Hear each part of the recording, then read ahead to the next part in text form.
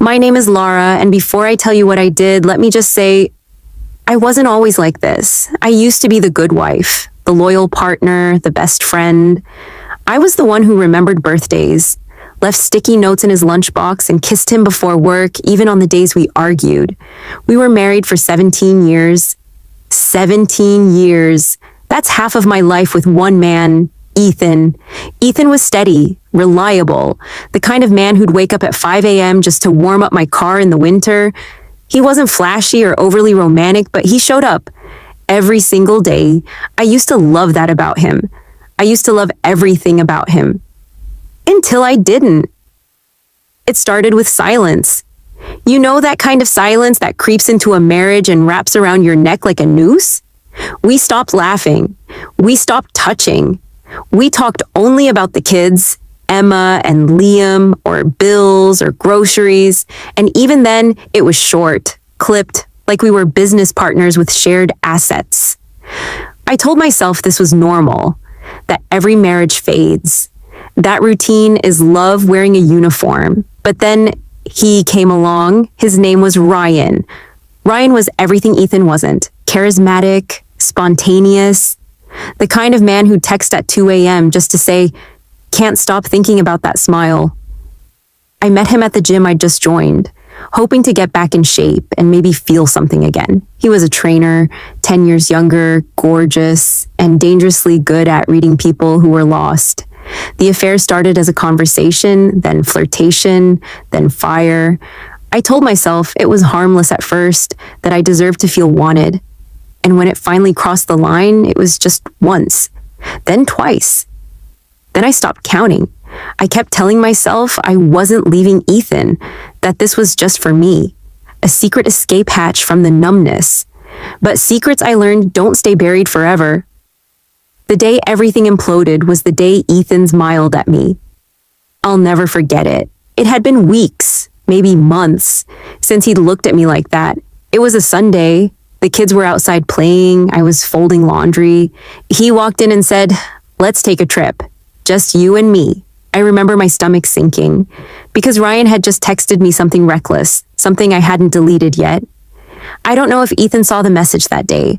I don't know if it was the change in my face or the way my hands trembled when I tucked the phone away, but something shifted. I felt it like a cold gust in a warm room. That night, he didn't say a word. Not during dinner, not when we watched a movie with the kids, not even when we lay in bed side by side staring at the ceiling. I reached for his hand, and he pulled away like I was a stranger. The next morning, everything was different. He still made the kids breakfast, still drove Emma to piano, still kissed Liam's forehead before school. But me, I became a ghost in my own home. He would only talk to me if the kids were there, and only about the kids. Did Liam finish his homework? Emma needs a new backpack. Parent-teacher night is Thursday. But if I tried to speak to him alone, silence, cold, calculating silence. I tried to confront him, begged him to talk, cried, screamed, collapsed on the bathroom floor more than once. But he never raised his voice. He never even flinched. Just kept the charade going, perfect father, perfect provider, emotionally dead husband. Until the night I found the folder. It was hidden behind the bookshelf in his home office. I don't know what made me look there. Maybe guilt, maybe fear. But what I found nearly made me vomit. Photos, screenshots, printouts of texts, receipts, a full-blown dossier of my affair with Ryan. He knew. He had known for months. There was even a letter, unsigned, undated, but written in Ethan's unmistakable, neat handwriting. It said, "I won't destroy your life. You'll do that all on your own, but you won't see it coming. Not from me." I panicked. I confronted him, finally screaming, "Why are you doing this? Say something! Yell at me! Hate me!" He looked at me, finally, really looked at me and said quietly, "Emma and Liam need a stable home. That's all this is. Don't mistake my silence for weakness. This isn't forgiveness, it's control." Then he walked away. It got worse after that. He changed all the passwords, took over the finances, even put our house in a trust, one that required both our signatures to change anything. And yet, Every morning, he still kissed our kids and made coffee like nothing had changed. Ryan, the man I threw it all away for, ghosted me within a week of finding out Ethan knew. Turns out Ryan had a wife and a kid and a lawsuit from a previous affair. Karma wasn't coming. It had already arrived. And me? I'm still here. In the same house, living a lie. Every smile I give the kids is a mask. Every meal I make is penance.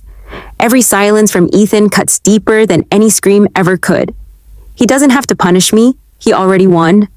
Weeks passed, then months. Living with Ethan turned into walking on glass.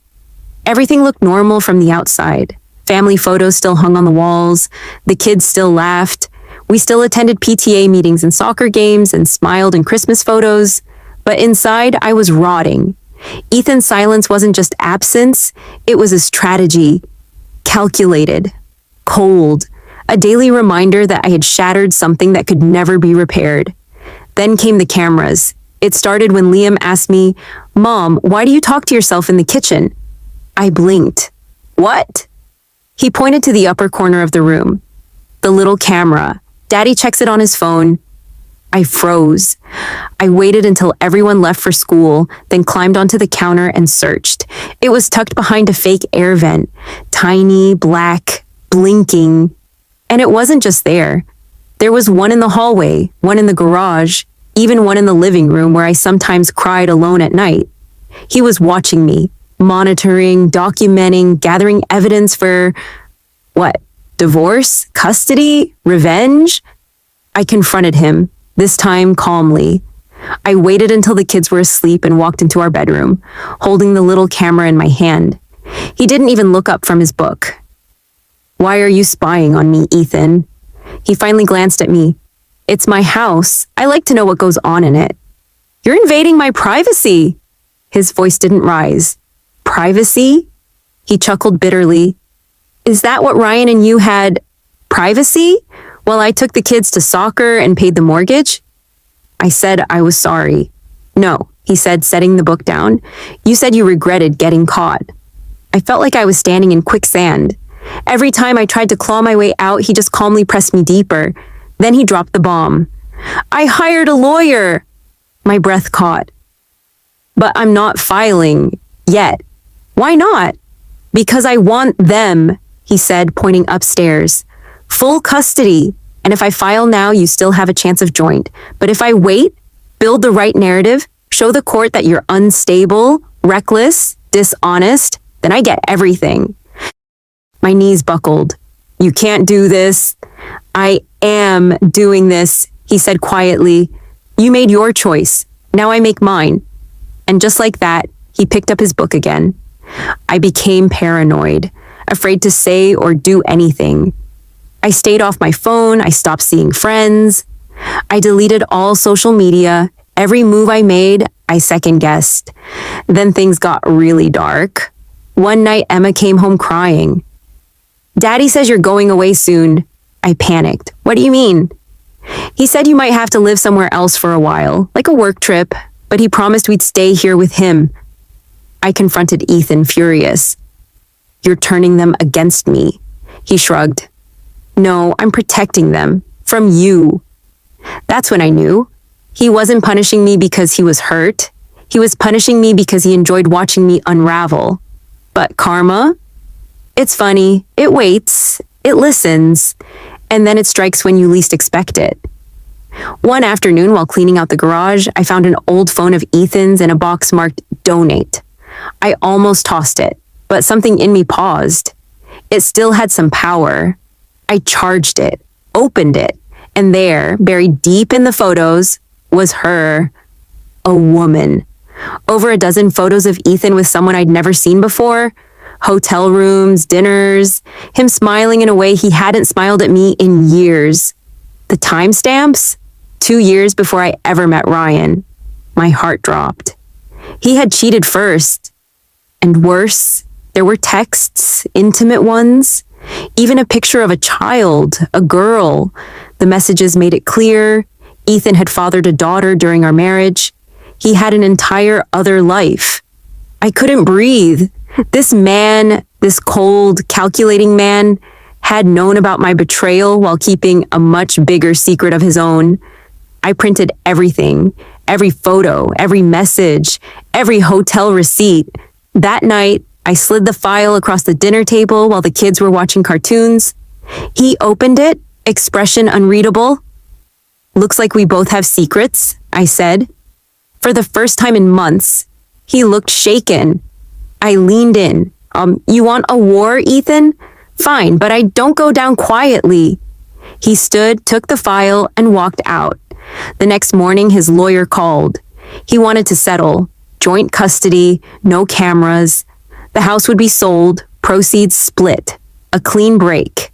But the best part? That woman, his mistress, had left him, took the daughter, moved out of state. He tried to keep both families and lost both. Now he was alone, and I, for the first time in over a year, had my voice back.